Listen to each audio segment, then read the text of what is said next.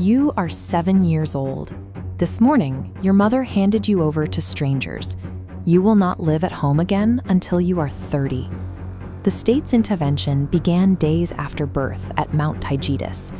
There, tribal elders inspected newborns to evaluate their physical potential, prioritizing strength and durability over any other standard of health. Infants deemed small, weak, or deformed were taken to a chasm at the foot of the mountain called the apothete and left there to perish. Within this system, a child's life was a state investment.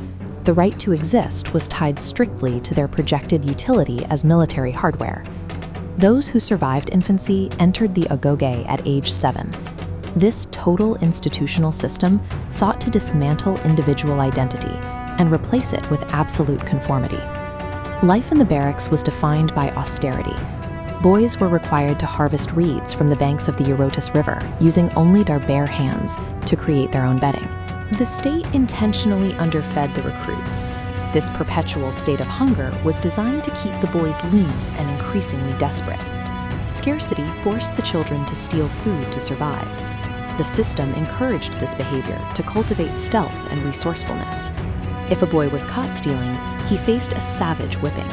The elders administered the punishment for the incompetence of being caught, rather than the act of theft itself. Conditioning owned relentless. They marched barefoot through freezing snow, endured routine beatings, and were forced into a culture of laconic silence. Through this calculated process of physical and psychological stress, the agoge ensured that a boy's primary loyalty was shifted from his family to the unit of recruits standing beside him. By age 18, 13 years of state-sponsored deprivation have produced a graduate who is hardened and absolutely loyal. The state drafted the most promising candidates into an elite secret police force, the Crypteia.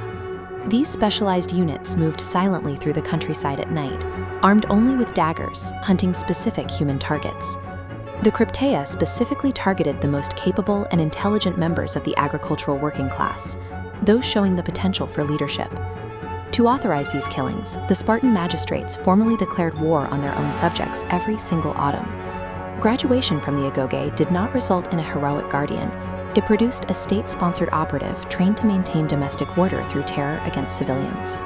This violence focused on the helots, the enslaved population of Messenia and Laconia. Their agricultural labor was the economic engine that allowed Spartan citizens to remain full-time warriors.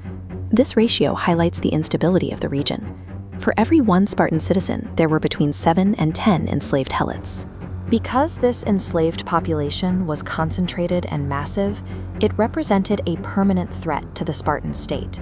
The brutal mechanisms of the agoge and the Crypteia served as necessary tools of control for an elite class that lived in constant fear of an internal uprising. The Spartan military machine was shaped as much by the need to suppress this domestic workforce as it was by the threat of foreign empires. Reaching adulthood offered no escape from state control.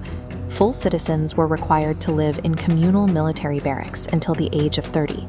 Citizens ate together in mandatory mess halls called syssidia. Here, the state provided identical, austere meals to discourage any display of personal wealth or luxury. Private family life was suppressed. Husbands were forced to visit their wives in secret, moving through the shadows at night. This erasure of the self culminated in the phalanx. Success depended on a single interlocking wall of bronze, where every soldier relied entirely on the collective unit for survival. Even at the height of their status, Spartan adults remained tools of the state, expected to provide military service until age 60 or death. A society engineered purely for warfare and internal subjugation proved too rigid to survive. Constant combat and restrictive citizenship rules eventually triggered a demographic collapse.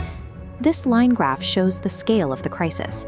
Over the course of a century, the number of full Spartan citizens plummeted from 8,000 to fewer than 1,000. The reputation of the Spartan warrior broke at Sphacteria. When Athenian forces trapped a group of Spartan nobles on this island, they abandoned their code of fighting to the death and surrendered. At the Battle of Leuctra in 371 BC, the depleted Spartan army was decisively beaten, ending their military dominance over Greece. Following this defeat, the Helots successfully revolted. They liberated Messenia and built a free city. permanently dismantling the labor system that Sparta's economy depended on. Sparta eventually became a hollow attraction for the Roman Empire, where performers reenacted ancient, brutal rituals for the entertainment of tourists. While the myth of the heroic Spartan has outlasted the city itself, the historical reality is that a civilization built on systemic trauma and internal terror provided the mechanisms for its own collapse.